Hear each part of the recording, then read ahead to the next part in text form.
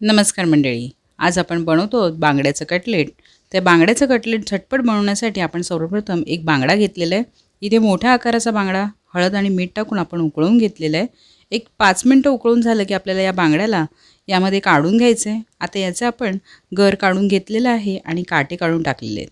इथे मी घेतलेला आहे एक उकडलेला बटाटा, थोडंसं कॉर्नफ्लॉवर, इथे आगळ घेतलेलं आहे, हळद, लाल तिखट, धना पावडर, थोडासा मालवणी मसाला आणि इथे आलं लसूण पेस्ट, कोथिंबीर आणि मीठ घेतलेलं आहे. आता आपण काय करायचं आहे, सर्वप्रथम हा आगळ आहे हा या माशावरती घालून घ्यायचा आहे आणि त्यानंतर आपण हे सर्व मिश्रण एकत्र करून घ्यायचं आहे. आता इथे मी एका बांगड्यासाठी एक उकडलेला बटाटा घेतलेला आहे.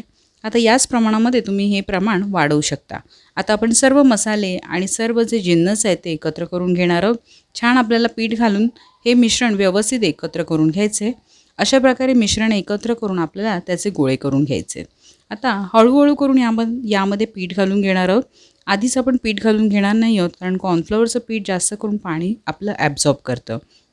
आता इथे आपलं पीठ छान मिश्रण एकत्र करून झालेलं आहे.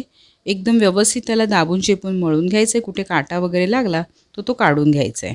आता अशा प्रकारे आपलं पीठ मळून झालेलं आहे. छानपैकी आता त्याचे गोळे करून आपण ते गोळे शॅलो फ्राय करून घ्यायचे. आता इथे मी फ्राईंग पॅनमध्ये कमी तेल घेतलेलं आहे. त्यामध्ये आपण जे कटलेट बनवलेले आहेत ते आपण यामध्ये घालून घेणार आहोत. तेल आता आपण गरम होण्याची वाट पाहतो. तेल छान गरम करून घ्यायचं आहे आणि आपल्याला कटलेट शॅलो फ्राय करून घ्यायचं साधारण 1 ते 2 मिनटं. आता इथे कटलेटमधले जे जिन्नस आहेत म्हणजे उकडलेला बटाटा किंवा बांगडा आणि जे कॉर्नफ्लॉवर आहे ते आपलं बऱ्या प्रमाणामध्ये शिजलेलं आहे. त्यामुळे आपल्याला जास्त करून हे कटलेट शिजवण्याची गरज नाही. 1-2 मिनटं व्यवस्थित परतून झाले की आपल्याला त्यांना गरमागरम सर्व करायचं आहे. नक्की ट्राय करा. चॅनलला सबस्क्राईब करायला विसरू नका. धन्यवाद.